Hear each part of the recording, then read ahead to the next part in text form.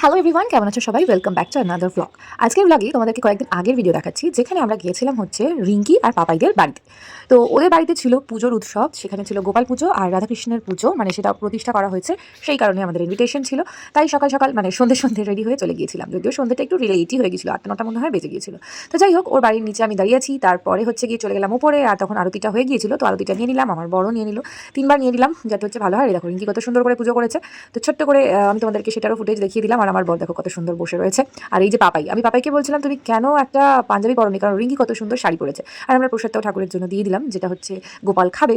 তো এই হচ্ছে ব্যাপার। আর এখানে পাপাই সেদিন সারা দিন শুধু ধুনোই জ্বালিয়ে যাচ্ছিল, আর আমার ধুনোর গন্ধ না ভীষণ ভালো লাগে, মানে ভীষণ আমি ধুনোর গন্ধ গোটা ঘরের দরজা জানলা বন্ধ করে ঘরের মধ্যে যদি পুরো ধোঁয়া হয়ে যায় তবুও চোখ থেকে জল বেরায়, যাই হোক না কেন আমি ধুনোর গন্ধতে কিন্তু সুন্দর বসে থাকতে পারি, আমার কোনো প্রবলেমই হয় না। আর আমার বর এখানে আমার ভিডিওটা তুলে দিয়েছে, আমি প্রণাম করছিলাম সেই সময়, যদিও আমি ওকে তুলতে বলিনি, প্রণাম করছিল তখনই তুলেছে, ভালো ফুটেজ তুলেছে, ভেরি গুড ভেরি গুড।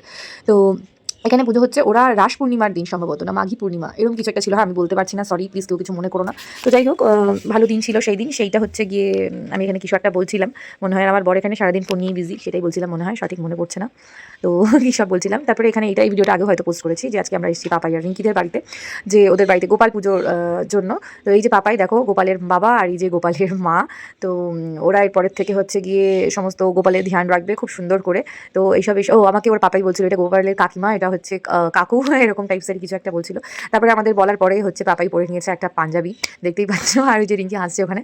আমি আমার বরকে বলছিলাম যে তুমিও একটা পাঞ্জাবি পরে আসতে পারতে, কিন্তু তারপরে দেখছি বরই এসে, মানে বর না সরি বাবাই পরেনি এখানে, কাকারা যদি পরে আসতো কেমন হতো। আর আমিও ভাবি শাড়ি টাড়ি পরে আসিনি, কারণ ভেবেছিলাম পুজো বাড়িতে শাড়ি টাড়ি পরেই যেতে হয়, তো কিন্তু যাওয়া হয়নি আর কি। আমার বড় বললো রাত হয়ে গেছে, এখন যেতে হবে না। তারপরে রিঙ্কি নিজে হাতে গোপালকে খাওয়াচ্ছিল, সেটার ফুটেজ আমি নিতে পারিনি, বাট জল খাওয়ানোর ফুটেজটা আমি নিতে পেরেছি।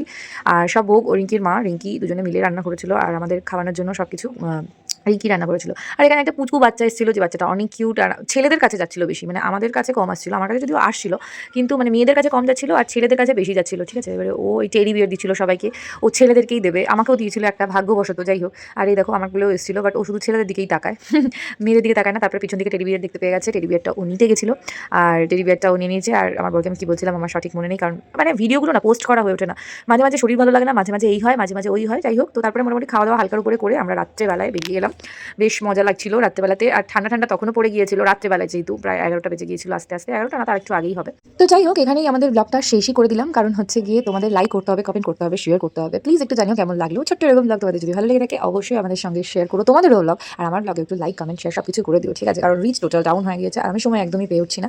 তো তোমাদের যদি ভালো লাগে তাহলে আমাদেরকে একটু ভালোবাসা দিও, সবাইকে অনেক অনেক ভালোবাসা আমার তরফ থেকে, লাভ ইউ, টাটা।